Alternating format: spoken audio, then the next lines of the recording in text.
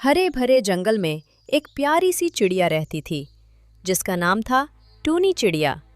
टूनी बहुत मेहनती और समझदार थी। उसका एक छोटा सा घर था और उसी घर में उसकी प्यारी बेटी रहती थी, मैनू चिड़िया। मैनू अभी छोटी थी लेकिन पढ़ाई में बहुत होशियार और ईमानदार थी। टूनी रोज़ उसे समझाती, बेटी, मेहनत और सच्चाई से ही जिंदगी में आगे बढ़ा जाता है। मैनू माँ की बात हमेशा ध्यान से सुनती और पढ़ाई करती।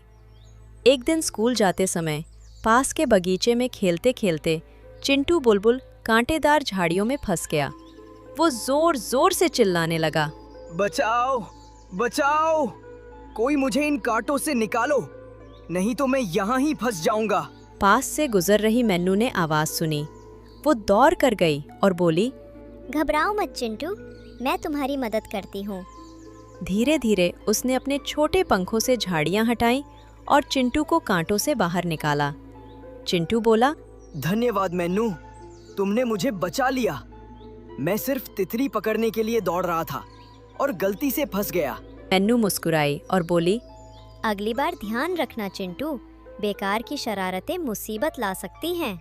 उस दिन स्कूल में टीचर ने मैथ्स का होमवर्क दिया, लेकिन शरारतों में ध्यान भटकने के कारण मैनू को सही से समझ नहीं आया। वो घर आकर माँ से बोली, माँ, जब टीचर होमवर्क बता रही थी उसी समय चिंटू कांटों में फंसा हुआ था।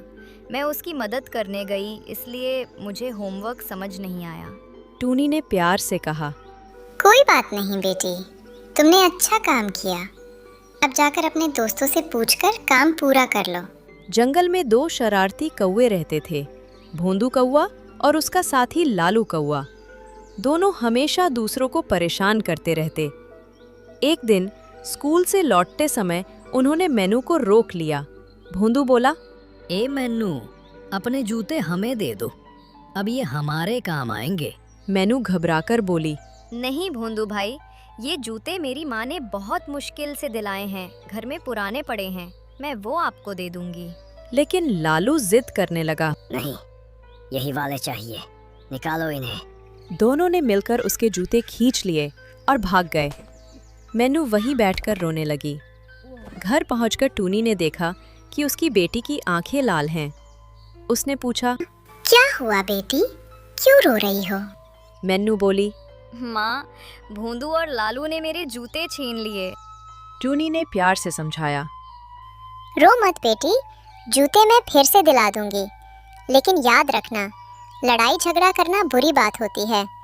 तुमने अच्छा किया जो उनसे नहीं लड़ी।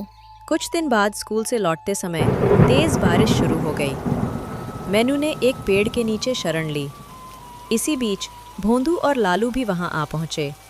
भोंदू बोला, अरे लालू, चलो मजा लेते हैं।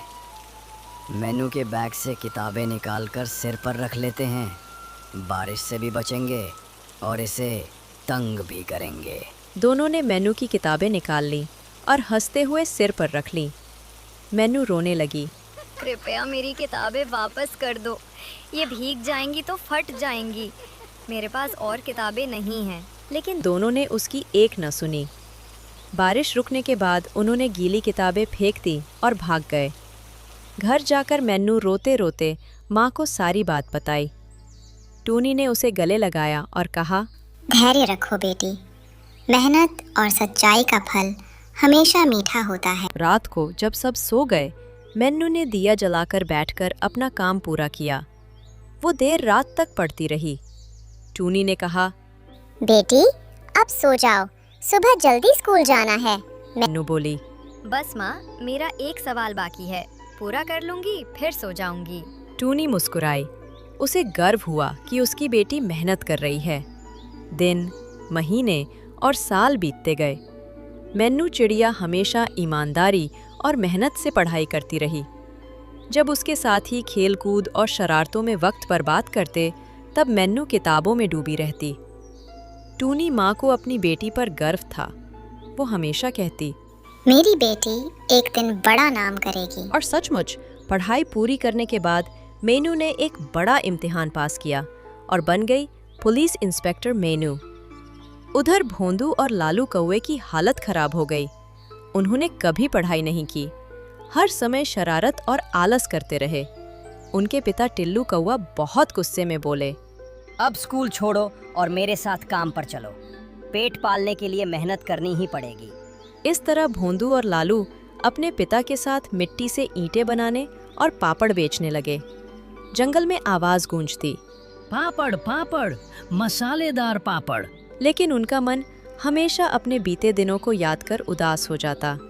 वे सोचते, काश हमने भी मेनू की तरह पढ़ाई की होती।